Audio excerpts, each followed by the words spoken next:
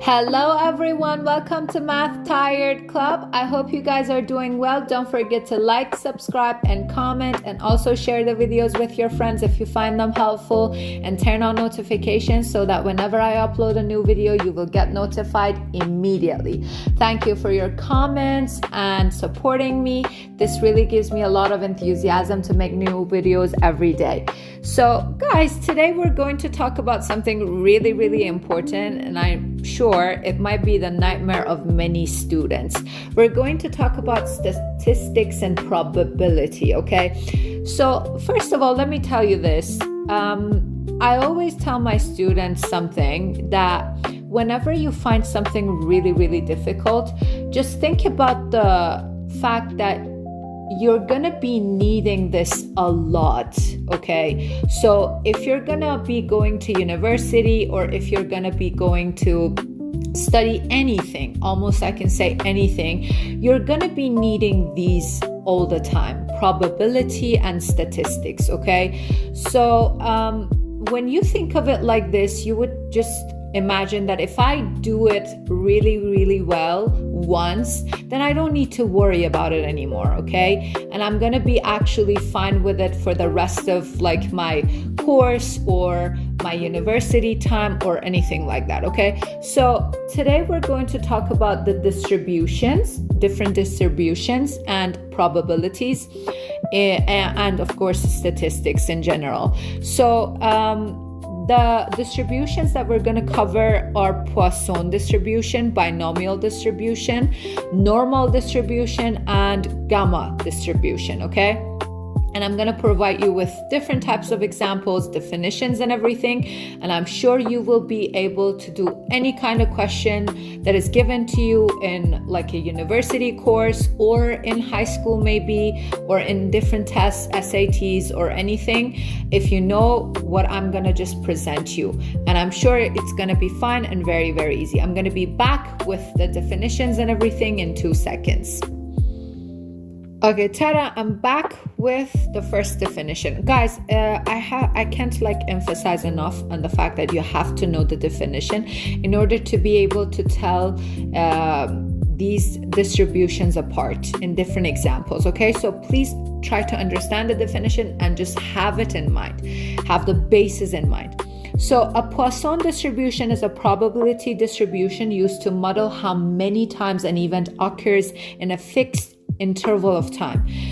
Those events happen independently and at a constant average rate, okay? So whenever we're talking about Poisson distribution, we're actually talking about how many times an event occurs in a fixed interval of time. For example, if I want to give you an example, how many emails will I receive in the next hour, okay? Or how many cars will pass through an intersection in 10 minutes? Or how many typos will I have like in one page, okay? So the number of events that will happen in a fixed period of time. That's where Poisson distribution actually happens, okay? So I'm gonna have the formula for you too. So P of X is equal to K is equal to lambda to the power of k and e to the power of negative lambda over k factorial. Okay, so what is lambda here? Lambda is the mean, okay? Lambda here is the mean, okay? The average rate of the event happening, okay? So that's called lambda. And k is the number of the events that will happen, okay? So k is going to be the number of the events.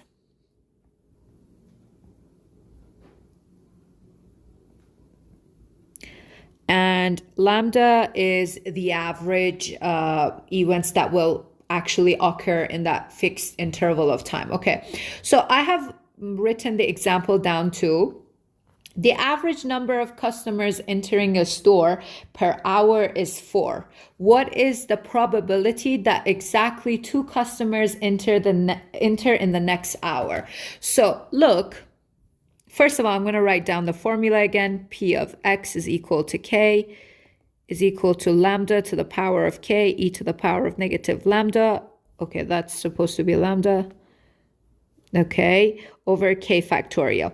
So the very first thing is that you have to distinguish what's given to you and what's the thing that is asked. So the thing that you want to know is the probability of x being 2, exactly 2. I mean, the probability of 2 customers entering the store in the next hour, okay? So the average, which is the mean, is 4. So the lambda is 4.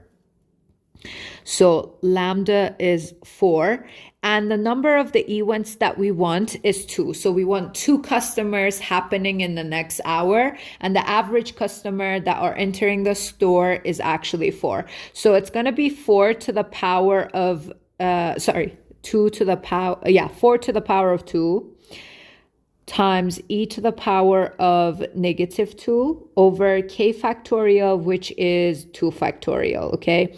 So the last answer to this question, if you put this in your calculator, is going to be 0.1465, which tells you that 14.65% of the customers will enter the store in the next hour, right? Does that ring a bell? Do you understand? So I think it's crystal clear. I'm also going to be talking about the difference of these kind of distributions at the end of the video, and I'm going to like compare them. But the thing is, whenever I'm talking about Poisson distribution, I'm talking about the number of the events that are happening in a fixed period of time. So I'm going to be back with another example. So here is example number 2.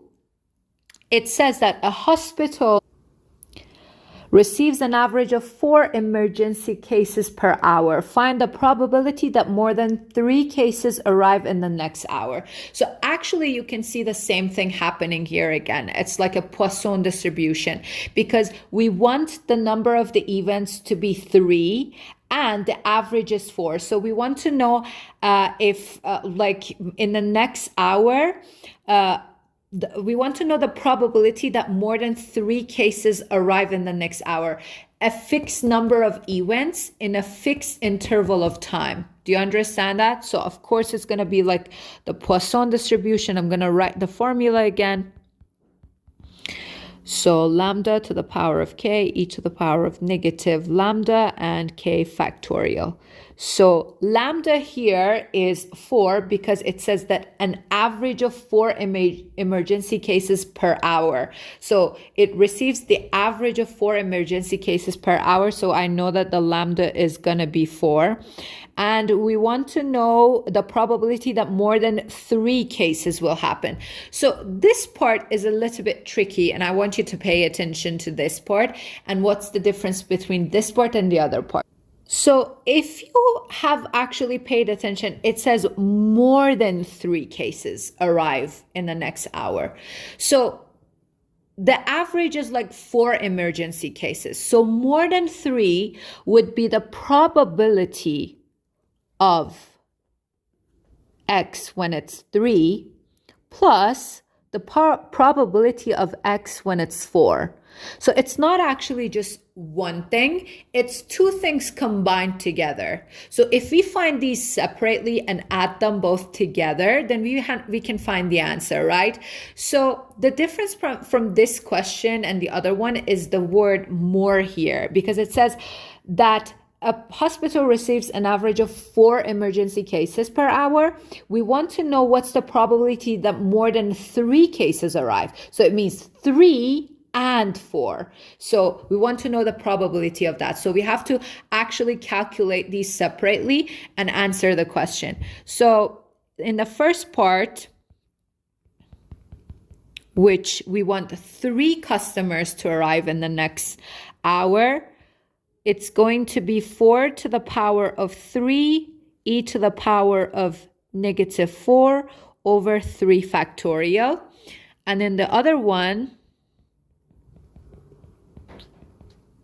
we have 4 to the power of 4 and e to the power of negative 4 over 4 factorial. And we have to add the answer of both of these by each other and find the last answer, which if you put this in your calculator, it's going to be 0.0153, meaning 1.53 There is like the chance is like 1.53 that more than 3 customers arrive in the next hour. Okay, so guys, there is nothing harder than this in questions like in this case, like the Poisson questions. And in the next part, I'm going to be talking about like binomial distribution. Okay, so I'm going to be back with the example and the definition. So guys, I'm back with the example and the definition. Of course, the binomial distribution is used when you perform a fixed number of trials. Each trial has only 2 outcomes, guys. This part is very, very important. So each trial has only 2 outcomes, success or failure, heads or tails. You understand what I'm talking about? And the probability of success, if you call it P, is the same for each and every trial. And the trials are independent, okay? So this is very, very important to understand that in binomial distribution, guys, what does it mean? Binomial. It means that it's 2, okay? We have 2 outcomes, success or failure, heads or tails. Something like this, you know what I'm saying? So the formula is going to be, I'm going to write it down. Okay, let me fix this.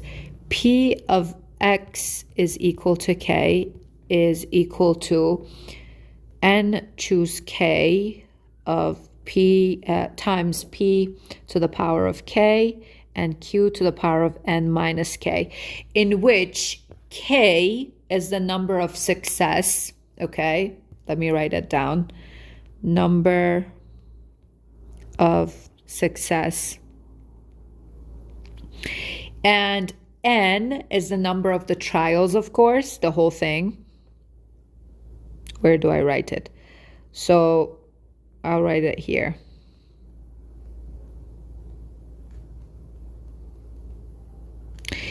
And P is the probability of success.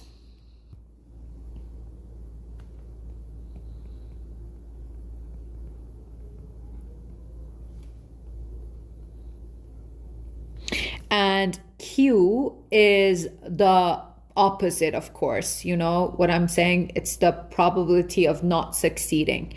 And so let me come back with, the example is here. I'm going to read the example and I'm going to solve it, and you guys are going to see what exactly it means.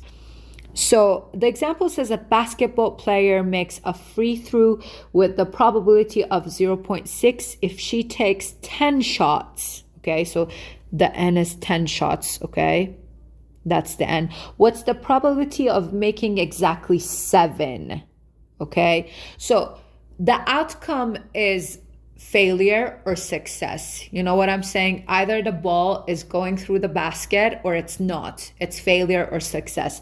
This is the P, the probability of success. And you know that P plus Q is going to be 1. The probability of succeeding plus the probability of not succeeding is supposed to be 1, right? So if P is 0.6, then Q is going to be 1 minus 0.6, which is going to be 0.4, okay? And we know that K is 7, and we know that N is 10, okay? The number of the trials is going to be 10. So I'm going to be using the formula. I'm not going to write it again because it's just up there. So the probability of X is equal to 7 is going to be 10 choose 7 times 0.6 to the power of K, which is 7, times 0.4 to the power of N minus K, which is going to be 3, okay? So I'm going to write the first part because you might have like a problem with this part. So it's going to be 10 factorial over 7 factorial, 3 factorial times this number over here. So which is the last answer is going to be 0.2150, meaning 21.5% of the 10 shots, okay, you know, you're gonna have 10 shots, okay, and the probability of exactly 7 of them making it and going through the basket is going to be 21.5%. Okay, so I'm gonna be back with the other example. So a machine produces defective items with probability 0.1. A sample of 12 items are selected. Find the probability that at most 2 are defective. So there is a difference. There is a difference between this question and the other one. The difference is here. At most 2 are defective. So we want to know the probability of at most 2 being defective and the rest being completely fine. So it means that we want to know the probability of x being less or equal to 2. Okay, it means at most 2. It means either 0, either 1, or maximum 2. So it means we're looking for the probability of x is equal to 0 plus the probability of x is equal to 1 plus the probability of x is equal to 2. And that's the thing that we're looking for. We use the formula. I'm going to write down the formula again. And choose k, p to the power of k, q to the power of n minus k. Okay, and we use the same formula for each and every one of these. So it's going to be the number of events are 12. 12 items are selected. So 0 from 12, 12 choose 0. The probability is 0.1. So the p is 0.1 to the power of 0. And then it's going to be 0.9 because 1 minus 0.1 is going to be 0.9 to the power of 12 plus the next one is gonna be 12 choose 1, 0.1 to the power of 1 and 0.9 to the power of 11, and then plus 12 choose 2, 0.1 to the power of 2 and 0.9 to the power of 10. Which if you calculate and add all of these together, the last answer is going to be 0.8891, meaning the probability of at most 2 of these items being defective is 88.91%. Okay, so here was the example for this. Now I'm going to be talking a little bit about like the difference between the Poisson probability and the binomial probability just a little bit. And then I'm going to cover the other probabilities as well, distributions I mean. And then we're also going to cover the difference of those and the other ones as well. Don't worry about it. So guys, until now, we understood that like if you're talking about the binomial probability, it counts success in a fixed number of trials. That's what the binomial does. It counts success in a fixed number of trials, but Poisson counts events in a fixed time, okay, or space or interval. So the binomial counts success in a fixed number of trials, but the Poisson just counts the number of the events in a fixed interval of time. So if we are talking about the binomial distribution, the parameters are n and p, okay? And for like the Poisson distribution, the parameter is lambda, the mean and the average, okay? So if I want to give you an example for the binomial, I would say 10 free throws or flipping the coin or stuff like this. But if I want to give you like examples for Poisson, I would say number of emails receiving in 1 hour, number of cars passing through the intersection, or number of typos I'm gonna have in one paper. The mean in like the binomial one is mu is equal to NP, okay? And the mean there, okay, is gonna be lambda, okay? So the mean here and there is different, okay? The variance, okay, let me write this down. Binomial and Poisson. The variance is going to be NP times 1 minus P. And here the variance is going to be lambda, okay? So that's a number. That's like the difference. So if I want to just come up to like a conclusion, I would say that whenever we have like fixed number of attempts, we're going to go for the binomials. And when we have random number of occurrence over time or space, we're going to go for Poisson. And that's very, very important. Something else that I wanted to tell you is just that whenever we're just gonna be writing that like an event is distributed like with the binomial expansion or something like that, we write it like this: X is distributed with the binomial distribution. For example, if we write 10 and 0.6, we mean that the mean is 10 and the variance is 0.6.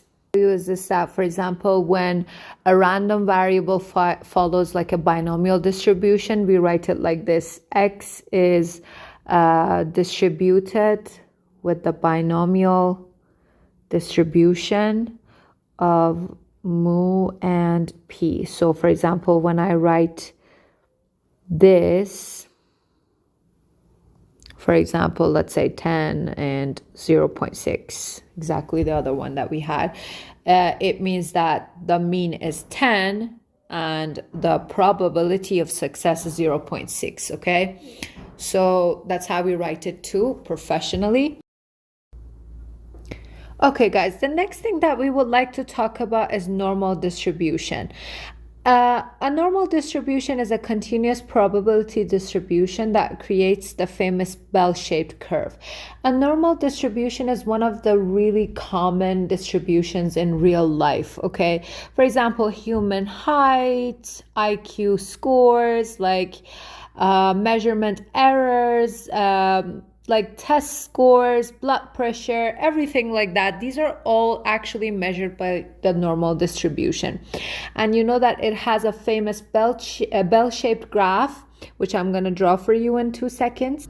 So tada, here is the bell-shaped graph. The middle is the mean of the like normal distribution. And as you can see, the other parts is like how many standard deviation apart from the mean or the main part of the graph the rest is, which is really, really important. And guys, if you want to like show it, you will write it like this, as I have shown here. Like X is normally distributed with the mean and the variance of this, okay? So for example, if I write something like this, for example, X is normally distributed with, I don't know, 70 and 9, it means that the mean, which is shown by mu, is 70 and the variance is shown by 9. And the different formulas that you need to know here is this, that the mean is actually here, which is the mu, as I said, and this is the variance, which is sigma squared, and the standard deviation is going to be sigma, okay? So if you find sigma, you have the standard deviation. For example, in this example, the mean is 70. The variance is 9 and the standard deviation is actually 3, okay? So that part is also very, very important that you should have in mind. Also, you have to have this in mind that the normal distribution is a continuous distribution. So it has a PDF, and PDF stands for probability density function, okay? And the PDF of a normal distribution is f of x is equal to 1 over sigma radical 2 pi e to the power of negative x minus mu to the power of 2, the whole thing, over 2 sigma squared. Okay, that's the actually PDF, and as I said, it stands for probability density function for like a normal distribution function. The thing that you have to know here is this, that guys, this is one of those things that you will be using a lot, okay? And of course, a normal distribution is symmetric around the mean, and the center is the mean, and it's like a bell-shaped curve, and the mean is equal to the median, and it's equal to the mode, and the center is, as I said, the mean. And the spread is measured by the standard deviation. So as you can see, for example, this part is 1 standard deviation away. The other part is like 2 standard deviation away, 3 standard deviation away, and also in the negative side as well. So first, I'm going to provide you with an example, and then I'm going to talk about the 68, 95, and 99.7 rule. Okay. Guys, I'm back with the example and of course with the 68, 95 and 99.7 rule. The thing is, as I have shown in the bell-shaped graph over here on the top, 68% of the data lies within 1 standard deviation, okay? So it means that 68% of the data is located over here. Then it says that 95% of the data lies within 2 standard deviation. So this is 95% of the data. And 99.7% of the data, which is here, standard is actually lies within 3 standard deviation. Okay, so this is something really, really important, and it's one of the questions that they ask you about the percentage that lies within like 1 standard deviation, 2 standard deviation apart from the data. So I have an example for you over here. It says if x is normally distributed with the mean of 100 wait, let me fix this. With the mean of 100 and variance of 10 to the power of 2. Let's analyze it and talk about it. So the mean is 100 and the variance is 10 to the power of 2. So the standard deviation is actually 10, which is radical 10 to the power of 2, which is 10. Okay, so I can tell that 68% of the data is located from like 100 and this is the standard deviation. So 1 standard deviation away would be 100 plus 10, which is 110. And then 1 standard deviation away from it on the left side would be 100 minus 10, which is 90. So it's going to be from 68% of the data is from 90 to 110. And then 95% of the data is 2 standard deviation away. So it's like you're subtracting 2 tens from the mean. So it's going to be 95% of the data is between 80 to 120, because it's like you're adding another 10 to this, and then you're subtracting another 10 from this. And then 99.7% of the data lies from 70 to 130 of the data. You know what I'm saying? So this part is very, very important. I'm going to be back with a numerical example so that we can see what we can do with this. So look at this other example that I have over here. The mean is 70 and the variance is 10 to the power of 2. Okay, so we want to know that, like, how are the students' marks distributed in this distribution, normal distribution. So if the mean is 70, I would know that the mean score is 70, and if the variance is 10 to the power of 2, then I would know that the standard deviation is gonna be just 10.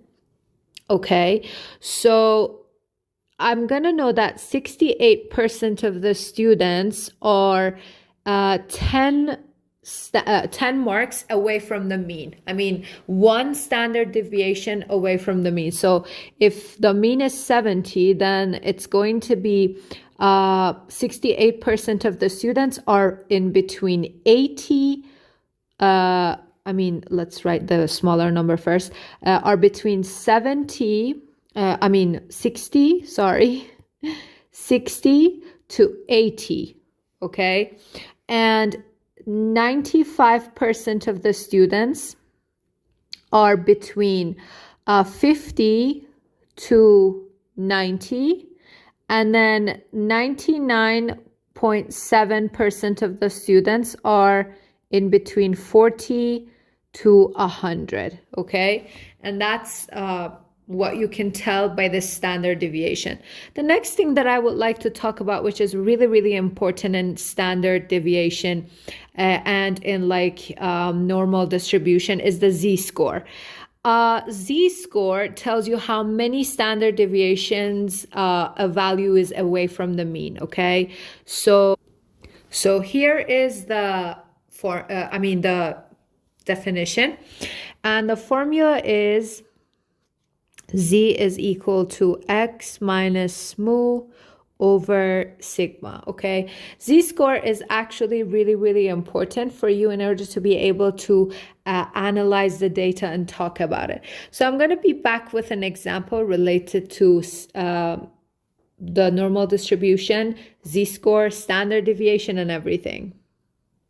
So I'm back with an example. It says, suppose x is normally distributed with the mean of 70 and the variance of 10 to the power of 2. Find the probability of x being less than 80. Okay, so if you want to find this using the z-score formula, the first thing that you have to do is this, that you have to find, first of all, before that, let's find what the mean is, which is 70, and what the variance is, which is 10 to the power of 2, and the standard deviation, which is 10, okay? So the first thing for you to do here is to find the z-score. So the z-score is x minus mu over the standard deviation. In here, x is 80 minus 70 over 10. That's going to be the z-score, which is 1, okay? So the z-score is 1. So what we're looking for is p of z less than 1. The thing that you have to do is this, that the z-score has a chart. You have to have the chart. They will give you the chart, and you have to look it up, okay? The parts where z is less than 1, the number related to that, I mean, technically we're looking for the part here. Let me redraw it.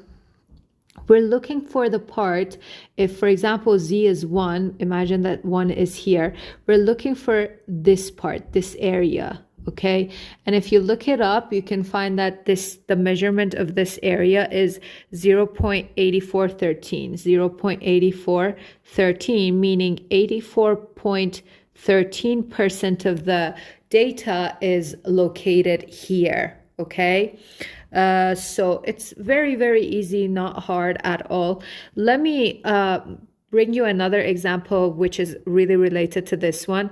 So what if the question tells us to find P of x greater than 80? What are we going to do? So if it wants us to find P of x is greater than 80, it means that it wants us to find here.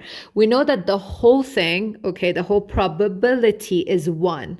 So if we subtract this probability, which is the red part, by 1, which is the probability of all the things added together, then we're going to have that part, won't we? So it is very, very easy, and it's going to be 1 minus 0.84. So the last answer is 0.1587, which tells us that 15.87% of the data is located on the green side, okay? So what if they ask us something like this, okay?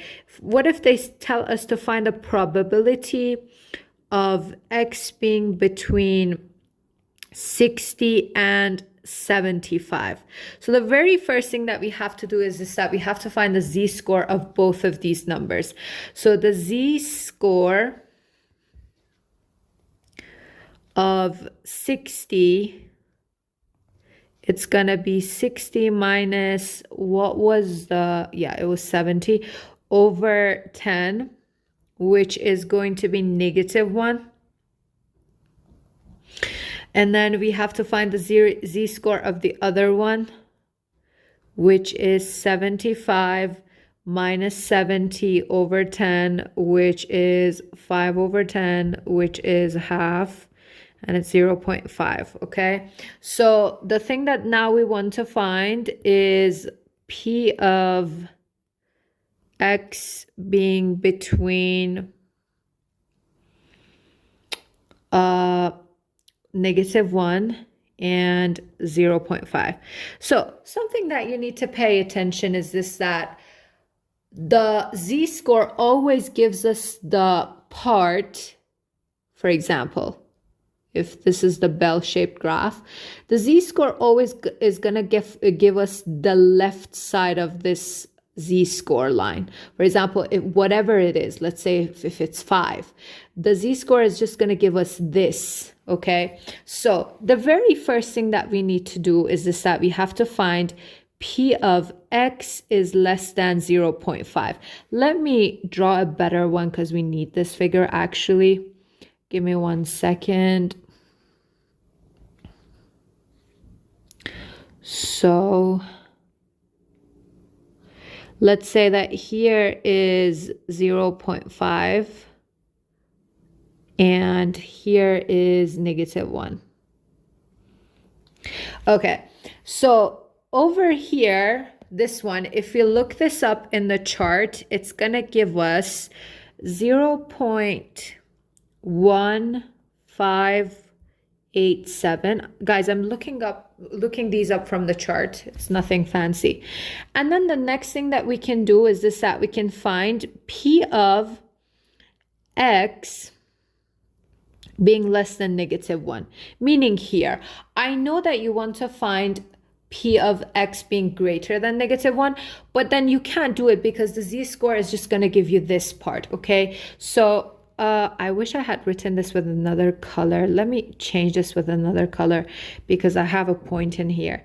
So P of x less than -1, that's going to be, oh, guys, I made a mistake here. I accidentally wrote the wrong ones. So this one is going to be 0.1587, and this one's going to be 0.691. 0.15. Okay, so now pay attention and let's see what I have. I have this part, okay? I have found this part, and I have found this part, right? The green part. What I'm looking for is actually here, right? So if I subtract this green part from the black part, which is the whole thing, I'm gonna have the brown part. Am I right? So I'm gonna have 0.6915 minus 0.15, that's 0.87. And the last answer is going to be 0.5328, meaning 53.28% of the data is located in the brown part. So with the z-score, you can find the solutions to these very, very easily, and you should not be scared of it, okay? So the next thing that I would like to talk about is the gamma distribution, okay? I'm going to be back with the definition and examples. Okay, guys, the next thing that I would like to talk about is the gamma distribution. The gamma distribution models a waiting time until a certain number of events occur, okay? So, for example, like what? Customers arriving at a store, cars passing a checkpoint, or phone calls arriving, or something like this. So now we're talking about a waiting time until a certain number of events actually happen. We usually write it in this way. So this is how we write it. For example, if we say X is distributed with gamma, alpha, and beta. So in which alpha is the shape parameter, controls the shape of the curve, and beta is the scale parameter and controls how spread out the distribution is, okay? There are some formulas that you need to know. This is also like a continuous probability and distribution. So it's very, very important for you to know its PDF, which stands for probability density function. So the PDF of the gamma distribution is f of x is equal to 1 over the gamma of alpha, beta to the power of alpha, and x to the power of alpha minus 1, and e to the power of negative x over beta, okay? So this is the PDF, the function, okay, the density function for this probability. And also there are some other things that you need to know, which is how do we find the gamma of a number like n? It's going to be n minus 1 factorial, okay? That's the thing that we need to know. So the next thing that we need to know is for its mean and variance. The mean is gonna be alpha times beta, and the variance, and the variance of x is alpha times beta squared, and the standard deviation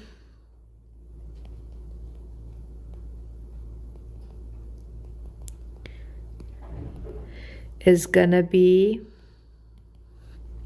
radical alpha times beta. It's like you're taking a radical from the variance, okay?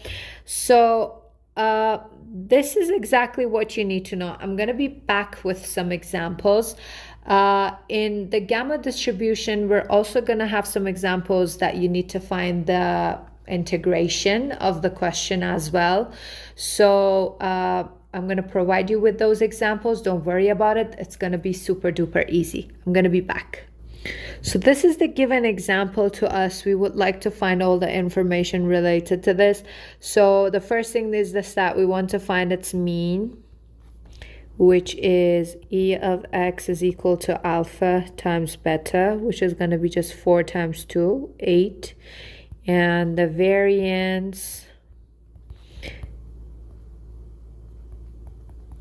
which is going to be alpha b squared, which is going to be 4 times 2 to the power of 2, which is 16. And the standard deviation, sigma, is going to be radical alpha beta, which is going to be 2 times 2, that is 4. Okay, so that's the standard deviation, and that's the thing that you can find if they give you this like distribution. There is something I would like to add here, that is some examples and like the connection between this and the exponential distribution.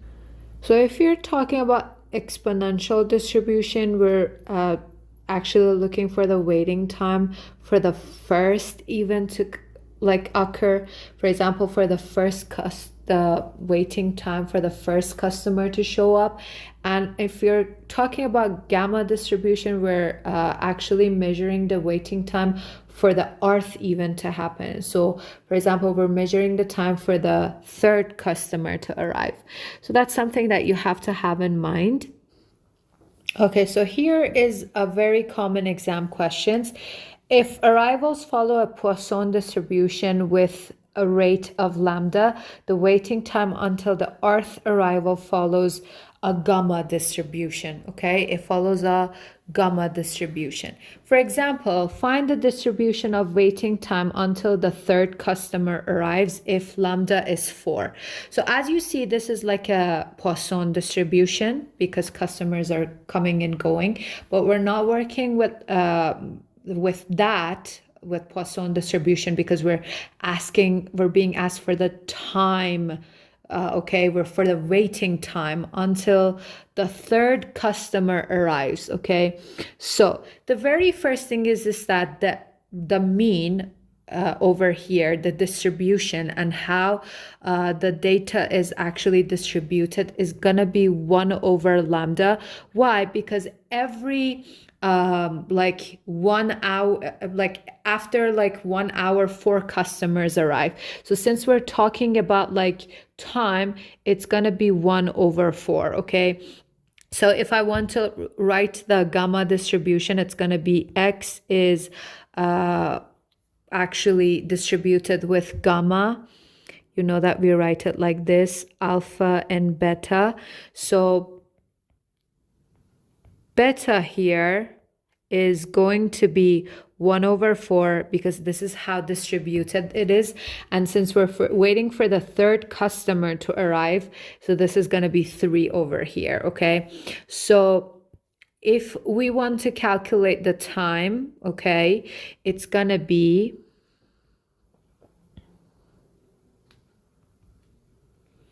E of x is equal to alpha times beta, which is going to be 3 times 1 over 4, which is 3 over 4.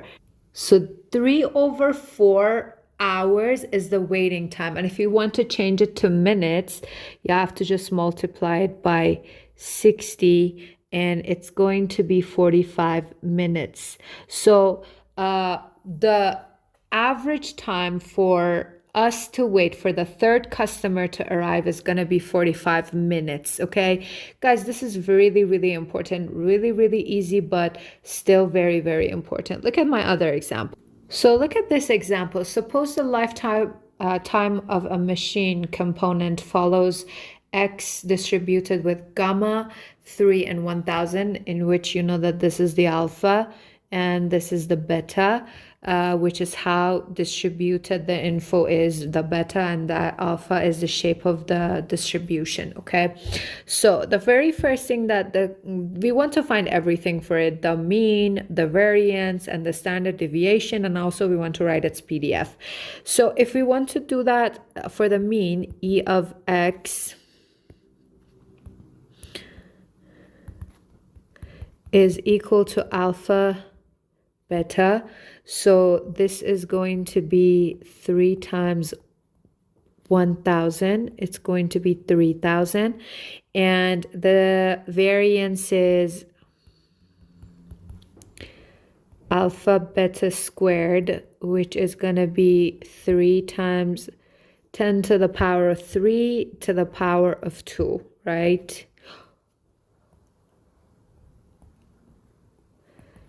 So, which is going to be 3 times 10 to the power of 6. And the variance is, the standard deviation is just the radical of this. You don't need to even write the formula. So it's going to be radical 3 times 10 to the power of 3. That's going to be the standard deviation.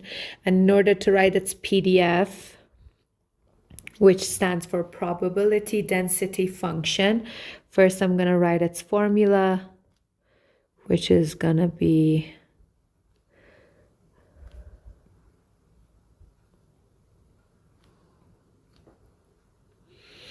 beta to the power of negative x over alpha. So the very first thing for us is to actually be able to calculate the gamma of 3 here, because the gamma is 3, and we, in this part of the question, we have to have like the gamma of the alpha. So it's going to be 3 minus 1 factorial, which is 2 factorial, which is 2. So I'm going to write it down, 1 over 2 beta, which is 10 to the power of 3 to the power of alpha, which is going to be 10 to the power of 3 to the power of 3 again, which is 10 to the power of 9, and then times x to the power of alpha minus 1, which is going to be x to the power of 2, and it's going to be e to the power of negative x over alpha, which is 3. And if you want to write it properly, it would be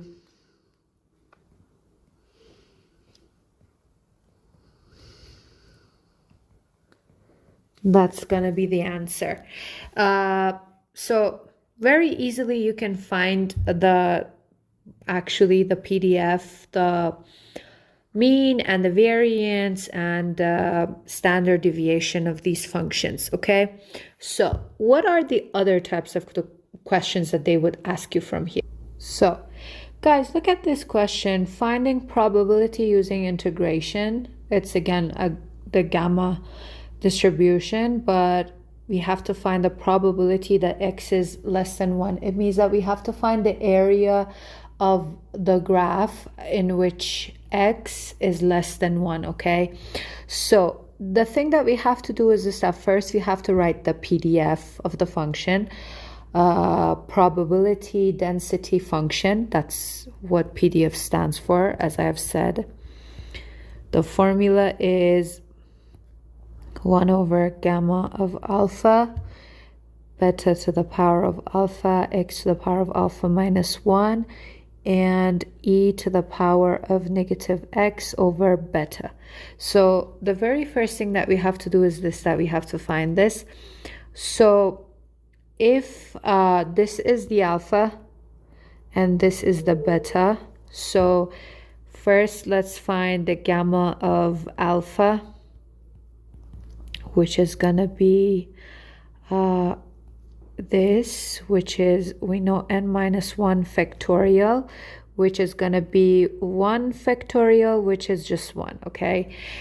And then we substitute everything we have over here, which is going to be 1 over 1.